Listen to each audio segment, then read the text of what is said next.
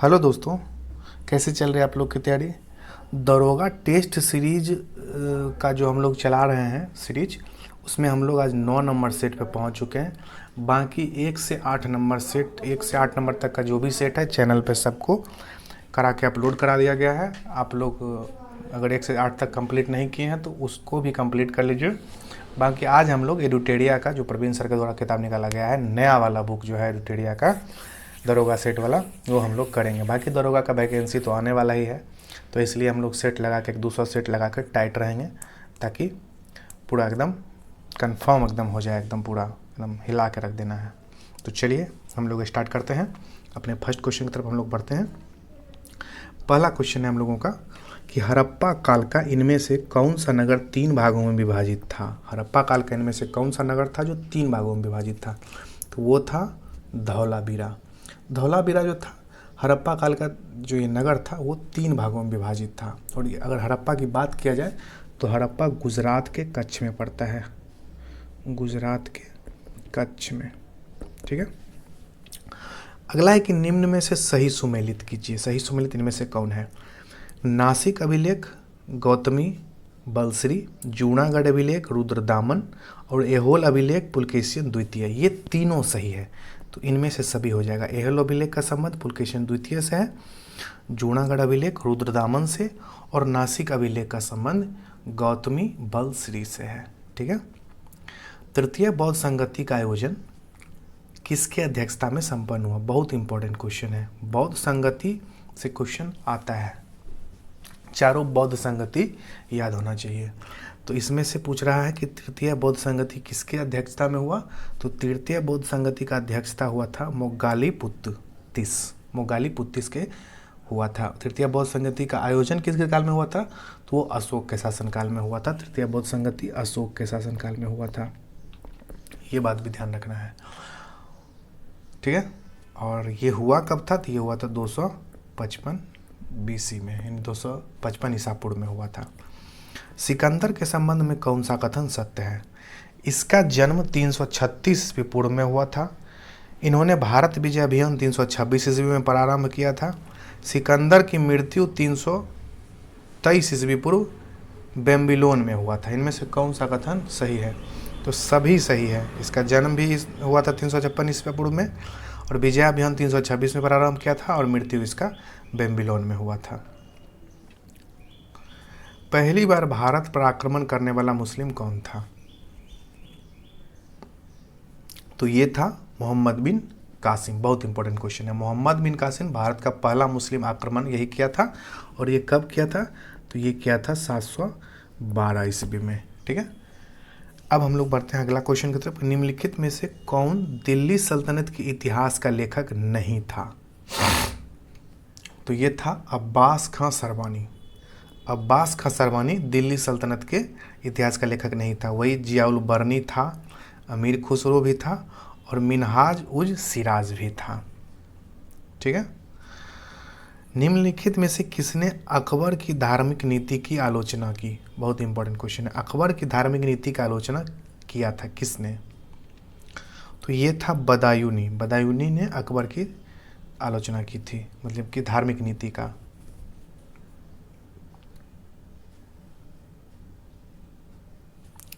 दिल्ली में पुराना किला के भवनों का निर्माण किया गया था। पुराना किला कौन बनवाया है। तो पुराना किला बनवाया है शेरशाह सूरी। शेरशाह सूरी ने यमुना नदी के किनारे, नई दिल्ली मतलब दिल्ली में यमुना नदी के किनारे जो है सो शेरशाह सूरी ने पुराना किला बनवाया है। ब्रिटिश शासन को भारत से उखाड़ फेंकने के लिए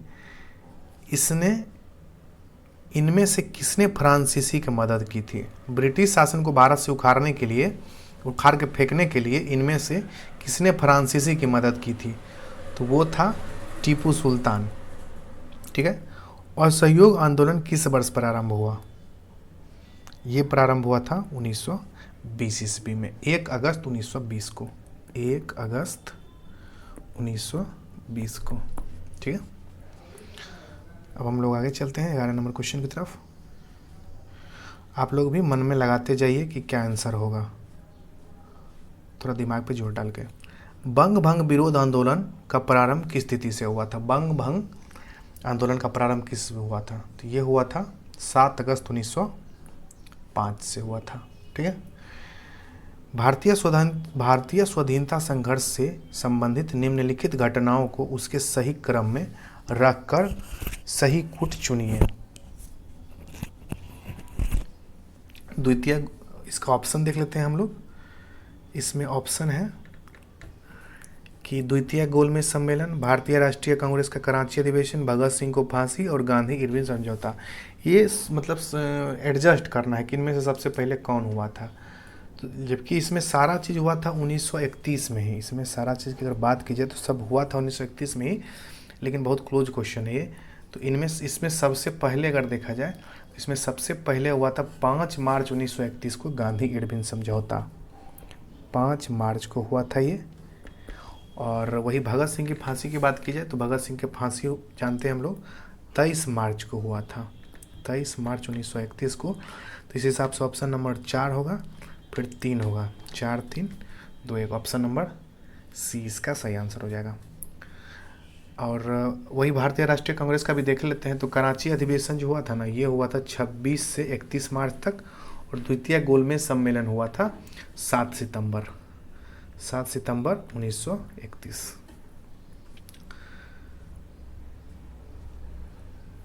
भारतीय संविधान सभा में कुल कितनी महिलाएं सदस्य थी? बहुत इंपॉर्टेंट क्वेश्चन है। भारतीय संविधान सभा में कुल 15 महिलाएं थी, इस बात को भी ध्यान रखना है।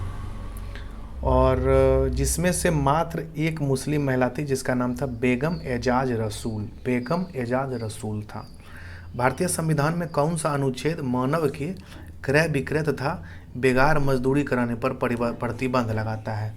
तो ये लगाता है आर्टिकल 23। आर्टिकल 23 भारतीय संविधान के भाग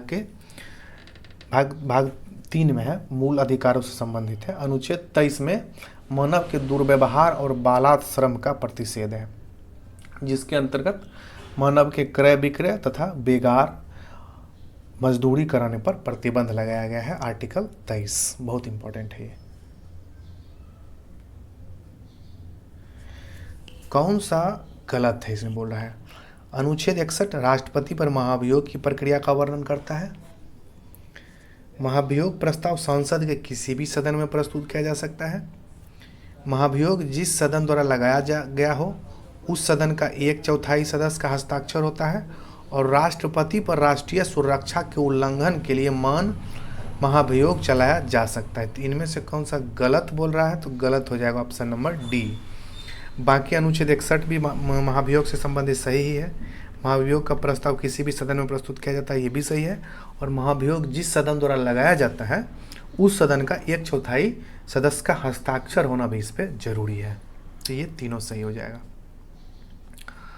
16 नंबर क्वेश्चन को हम लोग बढ़ते हैं। 16 नंबर क्वेश्चन क्या कह रहा है कि भारतीय संसद में मंत्रिमंडल के विरुद्ध अविश्वास प्रस्ताव पेश करने के लिए न्यूनतम सांसदों की संख्या, सांसदों के समर्थन की आवश्यकता है।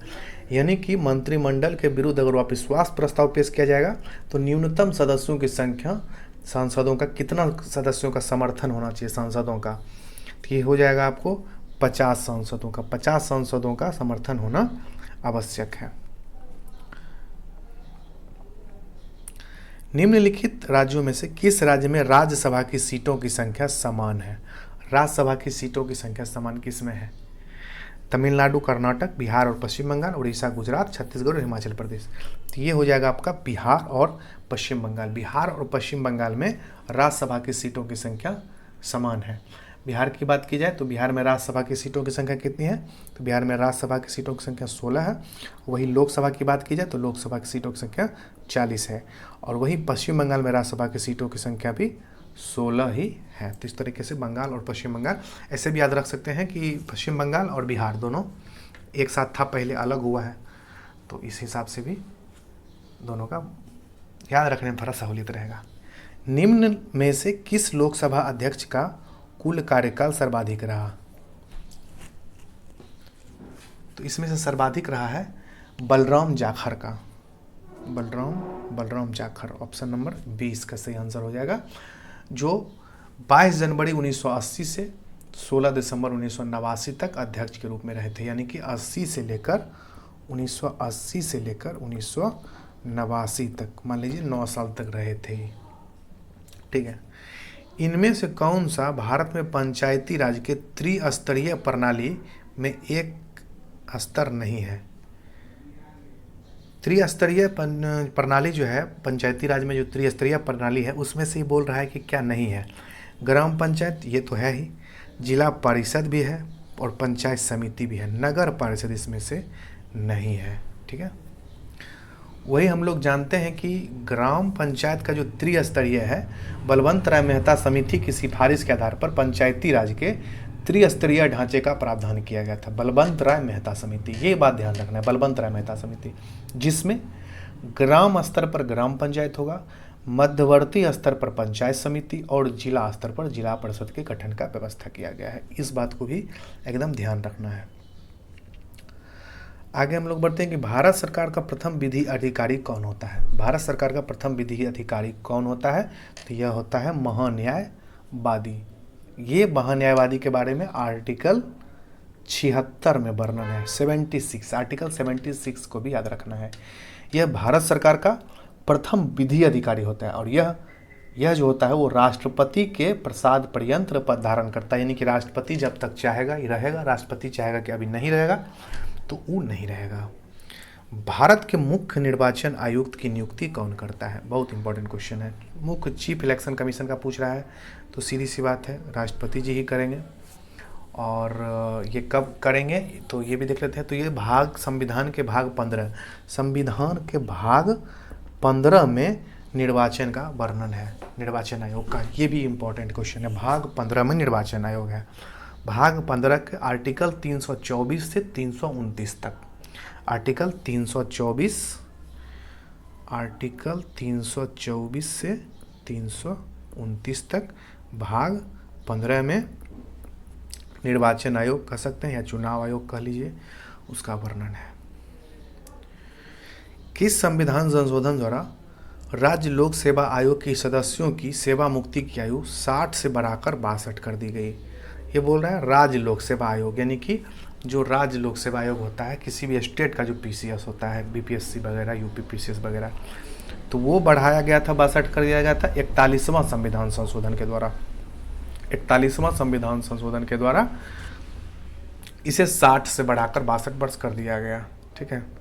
और वही हम लोग अगर लोकसभा सदस्य की बात की जाए, यानी यूपीएससी की जो बात की जाए, तो उसके जो संविधान क्या बोलते हैं, उसमें जो एज लिमिट है सदस्यों का वो हो जाएगा 65 वर्ष। राज्य लोकसभा में हो जाएगा 62 और इसमें हो जाएगा केंद्र में 65, यानी कि यूपीएससी वाला में, ठीक है। दोनों हो गए क्वेश्चन क्लियर। उस्ताद जाकिर हुसैन का संबंध किस वाद्य यंत्र से? आराम से हम लोग करेंगे, आराम से ईयरफोन लगा लीजिए और सुनते रहिए रिलैक्स मूड में, ज़्यादा टेंशन नहीं लेना है। उस्ताद जाकिर हुसैन का संबंध किस वाद्य यंत्र से है? तो जाकिर हुसैन क्या बजाते हैं? तो जाकिर हुसैन बजाते हैं तबला, ठीक है। अंतर्राष्ट्रीय सौर गठबंधन का प्रथम शिखर सम्मेलन निम्नलिखित में से किस शहर में हुआ? अंतर्राष्ट्रीय सौर गठबंधन का प्रथम शिखर सम्मेलन कहाँ हुआ? बहुत इंपॉर्टेंट क्वेश्चन है करंट का। तो ये हुआ है न्यू दिल्ली में हुआ था, ठीक है। और इस गठबंधन का प्रथम शिखर सम्मेलन 11 मार्च 2018 को नई दिल्ली में हुई थी। ये सब कुछ इंपॉर्टेंट क्वेश्चन है जो 2017-18 में भी हुआ है ना, लेकिन वो क्वेश्चन इंपॉर्टेंट है क्योंकि वो पहली बार हुआ है। तो अगर वो 17-18 में भी हुआ है तो यही क्वेश्चन 18 वाला पूछ देता है। तो कभी कभी हम लोग जब 18 वाला पूछ देता है तो हम लोगों को लगता है कि 18 वाला क्वेश्चन काहे पूछ दिया करंट में, जबकि वो इम्पॉर्टेंट होता है। विश्व का प्रथम पूर्ण रूप से सौर ऊर्जा से संचालित अंतर्राष्ट्रीय हवाई पत्तन स्थित है? विश्व का प्रथम संपूर्ण या पूर्ण रूप से सौर ऊर्जा से संचालित अंतर्राष्ट्रीय हवाई अड्डा या वो हवाई पत्तन कौन सा है? तो ये हो जाएगा आपका कोच्चि। भारत के निम्नलिखित क्षेत्रों में से किसमें भूतापीय ऊर्जा स्रोत नहीं पाए गए? भूतापीय ऊर्जा स्रोत नहीं पाए गए हैं, तो ये हो जाएगा आपका गोदावरी डेल्टा, पश्चिमी घाट, गंगा डेल्टा और महानदी बेसिन। तो इसका जो सही आंसर हो जाएगा वो हो जाएगा आपका गंगा डेल्टा, ठीक है। निम्नलिखित में से कौन जैव अपघटनीय प्रदूषक है? जैव अपघटनीय प्रदूषक कौन है? तो ये हो जाएगा आपका सीवेज। सीवेज एक जैव अपघटनीय प्रदूषक है। ठीक है। निम्नलिखित में से कौन द्वितीय प्रदूषक है? Smog, carbon dioxide, carbon monoxide या फ्लाई ऐश। तो इसमें से जो द्वितीय प्रदूषण हो जाएगा वो हो जाएगा आपका स्मॉग। ये वायु प्रदूषण, ये वायु प्रदूषण जो प्रदूषक स्रोत से सीधे वायु में मिलते हैं। प्राथमिक प्रदूषक की अगर बात की जाए तो प्राथमिक प्रदूषक में CO हो जाता है, यानी कार्बन मोनोऑक्साइड, CO2 हो जाता है, SO2 हो जाता है। ये सब प्राथमिक प्रदूषक है। ठीक है, तो इस बात को भी ध्यान रखना है। ठीक है।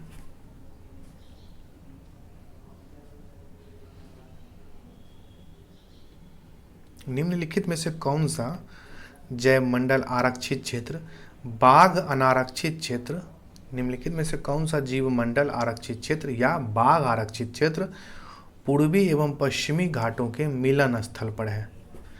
पूर्वी और पश्चिमी घाटों के मिलन स्थल पर है, तो ये हो जाएगा आपका सत्यमंगलम बाघ आरक्षित क्षेत्र। सत्यमंगलम बाघ आरक्षित क्षेत्र बहुत इंपॉर्टेंट क्वेश्चन है। ठीक है।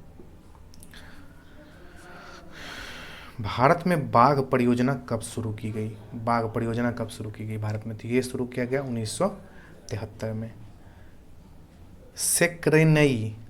सेक्रेनई उत्सव ये कहाँ मनाया गया या कहाँ मनाया जाता है, किस स्टेट में? तो ये मनाया जाता है नागालैंड में।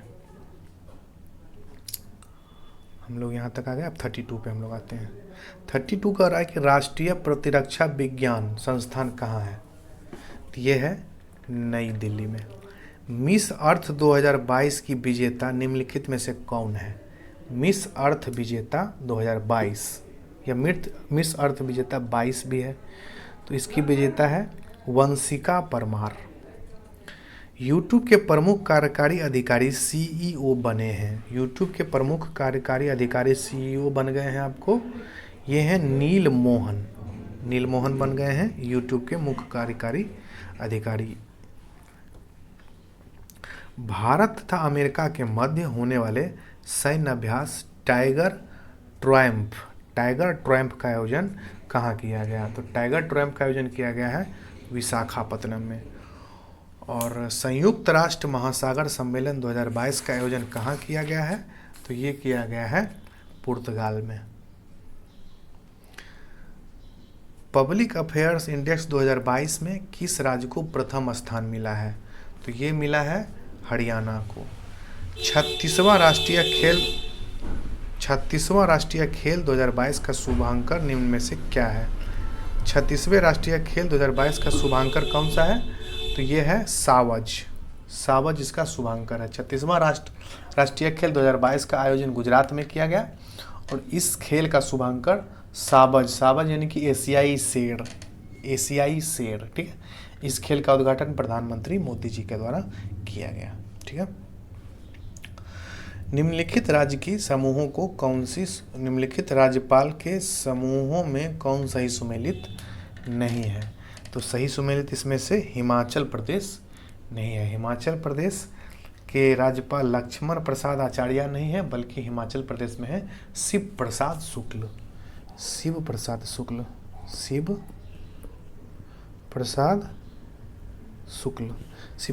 बाकी असम ठीक है, झारखंड भी ठीक है और मेघालय भी फागू चौहान है, ये भी सही है। अब केंद्र सरकार ने ट्रांसजेंडर तथा भिखारियों को कानूनी तथा सामाजिक सुरक्षा प्रदान करने के उद्देश्य से किस योजना की शुरुआत की? बहुत अच्छे। ट्रांसजेंडर को और भिखारी को भी अब कानूनी अधिकार मिलेगा, अच्छी बात है। यह किस योजना के तहत हुआ है? तो ये हुआ है आपको स्माइल योजना के तहत। ठीक है, बहुत इंपॉर्टेंट क्वेश्चन है ये। सबको हंसने का अधिकार है, ऐसे करके याद कर सकते हैं आप। इसलिए भिखारी और ट्रांसजेंडरों को भी स्माइल क्या कहते हैं, मिशन स्माइल या स्माइल योजना कह सकते हैं। हाल ही में प्रकाशित पुस्तक अम्बेडकर अ लाइफ के लेखक कौन है? तो अम्बेडकर ए लाइफ के लेखक हैं शशि थरूर। भारत के नए chief of defence staff CDS कौन बने हैं? तो ये बन गए हैं अनिल चौहान बन गए हैं CDS। ठीक है। वही अगर भारत के पहले सीडीएस की बात की जाए तो वे जनरल बिपिन रावत थे, जिनका 2021 में हेलीकॉप्टर दुर्घटना में मृत्यु हो गया था।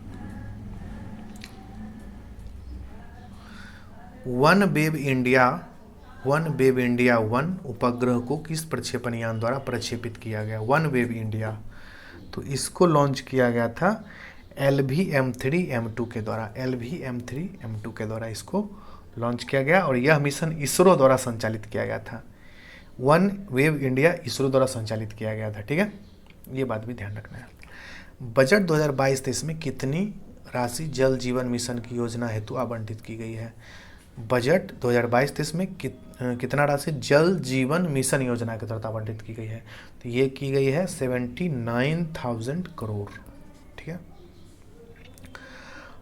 आर्थिक सर्वेक्षण 2022-23 के अनुसार दलहन उत्पादन में भारत का प्रथम राज्य कौन है? भारत का स्थान क्या है? नहीं, भारत का स्थान पूछ रहा है, भारत में प्रथम राज्य का नहीं पूछ रहा है, ये विश्व में पूछ रहा है कि भारत का स्थान कितना नंबर पर है दलहन उत्पादन में। तो ये याद रखना है, तीसरा है। भारत सरकार ने यूक्रेन से भारतीय नागरिकों के सुरक्षित निकासी हेतु किस ऑपरेशन की शुरुआत की? बहुत इंपॉर्टेंट है। तो ये था ऑपरेशन गंगा, यूक्रेन से लाए गए थे ऑपरेशन गंगा के द्वारा। रूस और यूक्रेन में लड़ाई हो गया, जिसके कारण वहाँ जो लोग पढ़ रहे थे उनको भारत लाया गया था, ठीक। और इसका शुरुआत किया गया था 26 फरवरी 2022 को इस ऑपरेशन का, यानी कि ऑपरेशन गंगा का। पहला आर्द्रभूमि क्षेत्र किस राज्य में स्थित है? पाला आर्द्रभूमि क्षेत्र किस राज्य में स्थित है? तो ये आपका हो जाएगा मिजोरम में है, ठीक है। बी ह्यूमन काइंड विषय के साथ निम्न में से कौन सा दिवस 2022 में मनाया गया? बी ह्यूमन काइंड, तो ये मनाया गया रेड क्रॉस दिवस।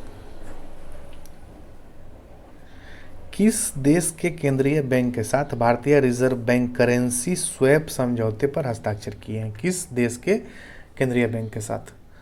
ये हो जाएगा मालदीव के साथ। 22 एकल ग्रैंड स्लैम जीतने वाले विश्व के पहले खिलाड़ी कौन बन गए हैं? बहुत इंपॉर्टेंट, ये हो जाएगा राफेल नडाल, जिन्होंने 22 ग्रैंड स्लैम खिताब अपने नाम किया है।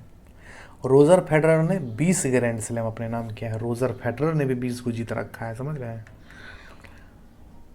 हाल ही में किस नृत्य को यूनेस्को के अमूर्त सांस्कृतिक विरासत सूची में शामिल करने हेतु नामित किया गया है?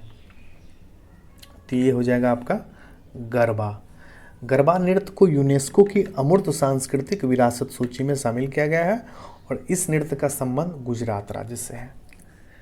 श्रीनगर में स्वामी रामानुजाचार्य की मूर्ति का अनावरण किसके द्वारा किया गया?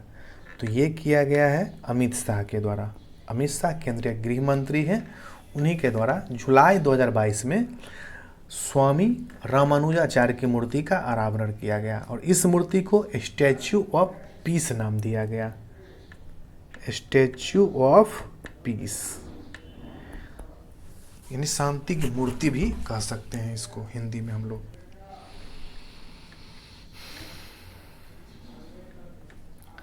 हाल ही में आसियान है ना, आसियान का 11वां सदस्य कौन बना है?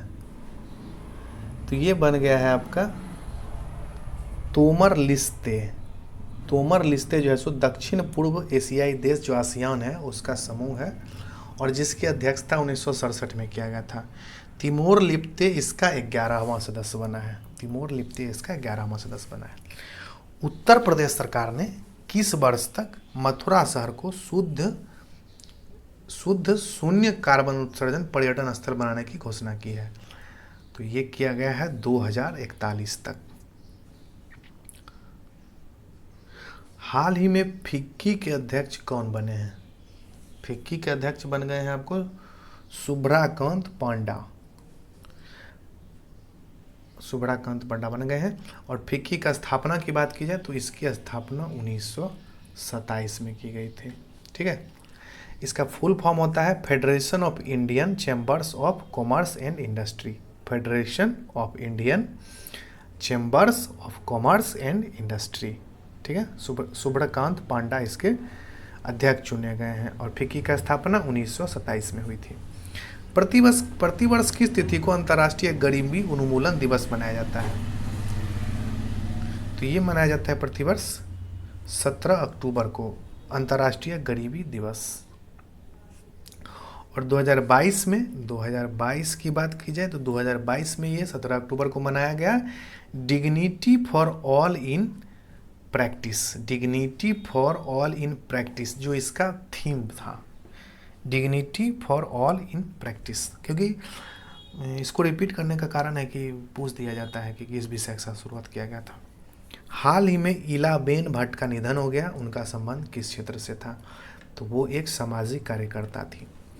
किस द्वीप को अग्निद्वीप के नाम से जाना जाता है? किस द्वीप को अग्निद्वीप के नाम जाना जाता है? तो आइसलैंड को अग्निद्वीप के नाम से जाना जाता है। बिहार जलप्रपात किस राज्य में स्थित है? बिहार जलप्रपात किस राज्य में स्थित है? तो ये हो जाएगा आपको राजस्थान में। राजस्थान में बिहार जलप्रपात स्थित है। यह टोंस नदी पर स्थित है और इसकी ऊंचाई 100 मीटर है। 100 मीटर। बिहार जलप्रपात से लग रहा है कि बिहार में होगा, लेकिन ये बिहार में नहीं है, ये राजस्थान में है और टोंस नदी पे है। किस प्रकार की मिट्टी में आयरन एवं सिलिकॉन की बहुलता होती है? आयरन और सिलिकॉन की बहुलता होती है लाल मिट्टी में। भारत पाकिस्तान के मध्य सिंधु जल समझौता कब हुआ था? बहुत इंपॉर्टेंट क्वेश्चन। तो ये हुआ था 1960 में। इस समझौते के अनुसार भारत सिंधु, झेलम तथा चेनाब के संपूर्ण जल का 20% ही उपयोग कर सकता है। सिंधु, झेलम और चेनाब का 20%। केंद्रीय कपास अनुसंधान केंद्र कहाँ स्थित है? तो ये हो जाएगा नागपुर में। बिहार का कौन सा जिला मक्का उत्पादन में अग्रणी है? मक्का उत्पादन में अग्रणी की बात की जाए तो ये है कटिहार।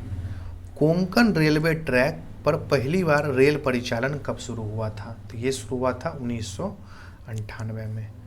कोल डैम परियोजना किस राज्य में है? तो ये हो जाएगा आपका हिमाचल प्रदेश में। हिमाचल प्रदेश में कोल डैम परियोजना है और यह परियोजना सतलज नदी पर है। कोल डैम परियोजना सतलज नदी पर है। सतलज नदी पर है, ठीक है।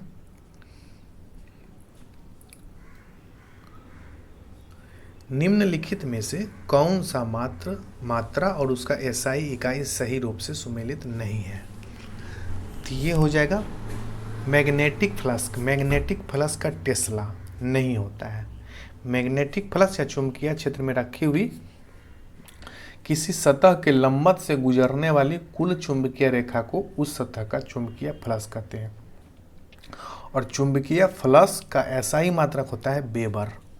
मैग्नेटिक फ्लक्स इसको कहिए या चुंबकीय फ्लक्स कहिए, इसका मात्रक होता है वेबर, ठीक है। जस्टिन बीबर का भाई है।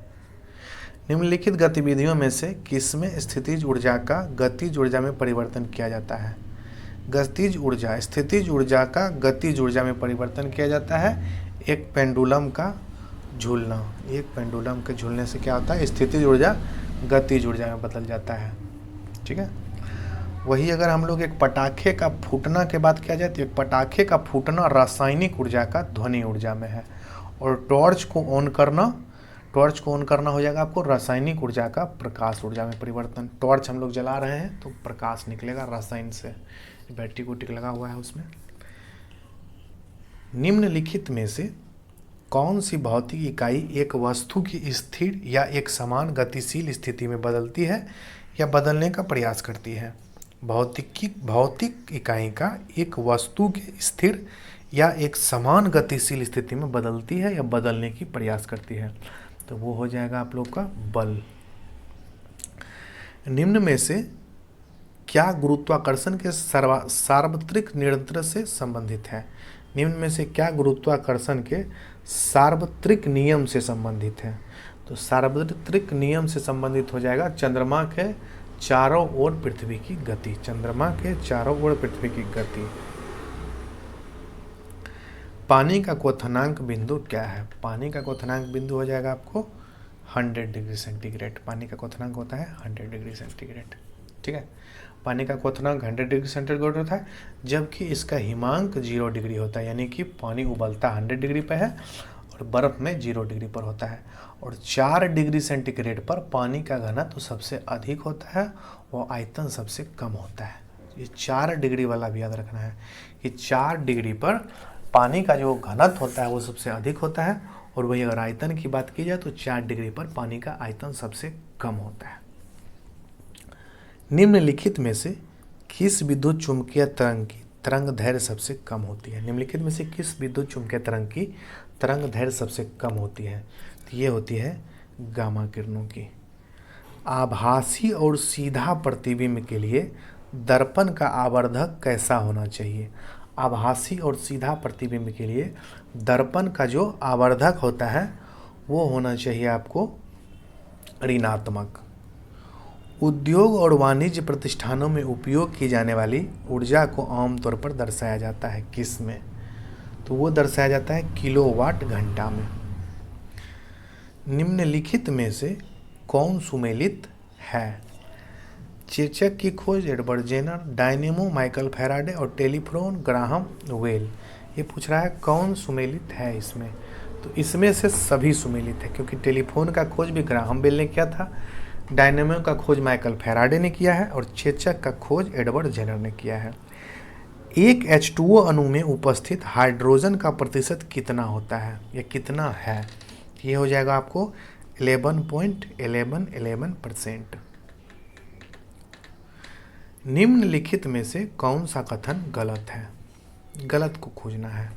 तो इसमें से गलत हो जाएगा कि अधातु धनायन बनाती है। ये बात गलत है। अधातु धनायन नहीं बनाती है, क्योंकि अधातु जो होता है वो इलेक्ट्रॉन ग्रहण कर ऋणायन बनती है तथा ऑक्सीकारक के रूप में कार्य करती है। परमाणु बल सिद्धांत को किसने प्रतिपादित किया? परमाणु बल सिद्धांत को किसने प्रतिपादित किया? तो ये किया है हुइदेकी युकावा ने। हुइदेकी युकावा ने परमाणु बल के सिद्धांत को प्रतिपादित किया है।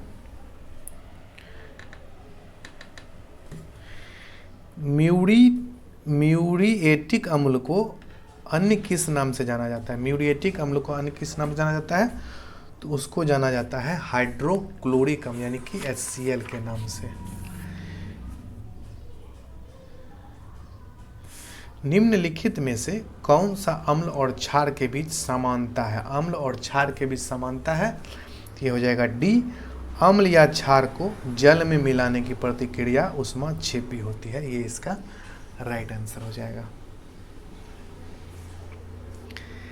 लेथेनाइड्स और एक्टिनाइड्स तत्व को क्या कहा जाता है? लेथेनाइड और एक्टिनाइड्स को क्या कहा जाता है? तो इसको कहा जाता है आंतरिक संक्रमण तत्व। आंतरिक संक्रमण तत्व कहा जाता है इसको।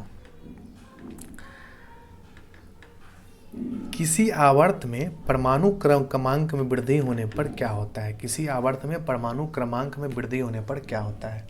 तो परमाणु क्रमांक में वृद्धि होने पर धात्विक गुण में कमी आ जाती है। पादप कोशिका की कोशिका भित्ति इनमें से बनी होती है। पादप कोशिका की कोशिका भित्ति बनी होती है, इसकी कोशिका भित्ति बनी होती है आपको प्रेक्टिन और सेलुलोज दोनों से बनी होती है। अब हम लोग चलते हैं कि फलों में मीठेपन के लिए कौन सी शर्करा उत्तरदायी होती है? फलों में मीठेपन के लिए उत्तरदायी होता है फ्रुक्टोज। निम्नलिखित में से कौन सा रोग एक आनुवांशिक विकार है? आनुवांशिक विकार इनमें से कौन हो जाएगा आपको? आनुवांशिक विकार हो जाएगा इसमें से थैलेसीमिया। जीवों के वैज्ञानिक नामकरण का द्विनाम पद्धति किसके द्वारा शुरुआत किया गया था? तो जीवों का द्विनाम पद्धति या नामकरण पद्धति शुरू किया था कैरोलस लिनियस ने। निम्नलिखित में से किस संघ के सदस्य मुक्त जीवन जीने वाले विशिष्ट समुद्री जीव होते हैं? तो ये होते हैं इकाइनोडर्मेट्रा। इकाइनोडर्मेट्रा होते हैं, ठीक है। इकाइनोडर्मेट्रा संघ के जंतु मुक्त जीवी समुद्री जंतु होते हैं तथा इनकी त्वचा पर कटिकाएं पाई जाती है। इसमें विशिष्ट जल संवहन नाल तंत्र पाया जाता है जो इनके चलन में सहायक होता है।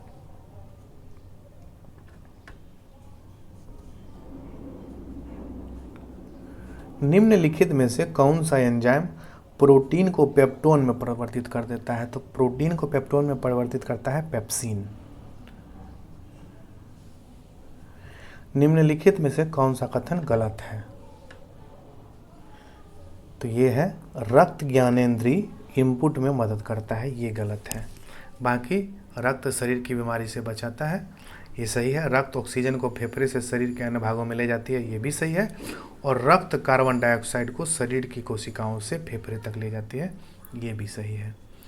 मानव शरीर के किस अंग में लिम्फोसाइट कोशिका का निर्माण होता है? बहुत अच्छा क्वेश्चन है ये। लिम्फोसाइट कोशिका का निर्माण, तो लिम्फोसाइट कोशिका का निर्माण होता है अस्थि मज्जा में।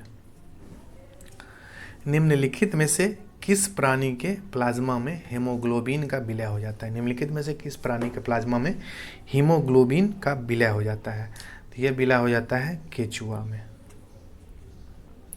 भारतीय रिजर्व बैंक द्वारा बैंक दर कम करने का प्रभाव होता है। भारतीय रिजर्व बैंक के द्वारा बैंक दर कम करने का प्रभाव होता है, इनमें से कौन? तो ये होता है बाजार में अधिक तरलता आ जाती है, इससे बाजार में अधिक तरलता आ जाती है। बैंक दर वह दर है जिस पर भारतीय रिजर्व बैंक वाणिज्यिक बैंक को उधार देता है। वाणिज्यिक बैंक जितना भी है उसको उधार जो देता है आरबीआई, वो बैंक रेट होता है। भारतीय रिजर्व बैंक द्वारा बैंक दर कम करने से बाजार में तरलताएं बढ़ जाती है, क्योंकि बैंक को सस्ते दर पर उधार मिलता है, इसलिए तरलता बढ़ जाती है। निम्नलिखित में से कौन सा फिलिप्स वक्र द्वारा दर्शाया जाता है? फिलिप्स वक्र, तो फिलिप्स वक्र का संबंध है मुद्रास्फीति की दर और बेरोजगारी की दर के बीच विपरीत संबंध, इसका संबंध है फिलिप्स वक्र से।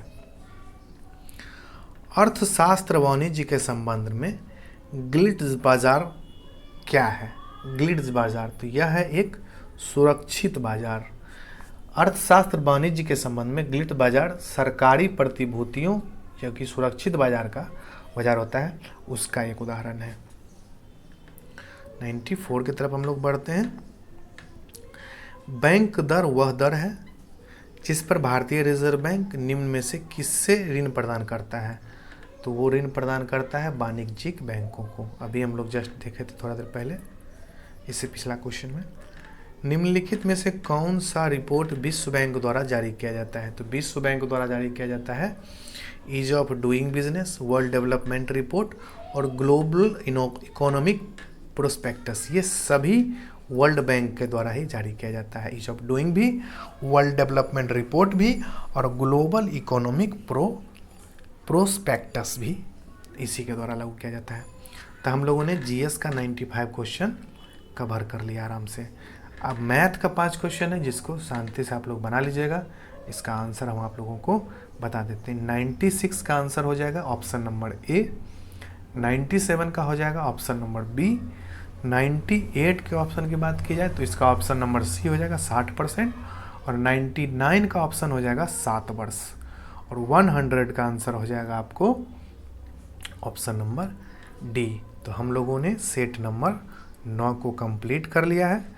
बहुत बहुत धन्यवाद। अब हम लोग मिलते हैं आपसे सेट नंबर 10 में एक नए टॉपिक के साथ। तब तक के लिए आप लोग चैनल को सब्सक्राइब कर लीजिए, वीडियो लाइक कर दीजिए, शेयर कर दीजिए इधर से उधर जहाँ तहाँ मन हो। मिलते हैं नेक्स्ट वीडियो में, तब तक के लिए जय हिंद।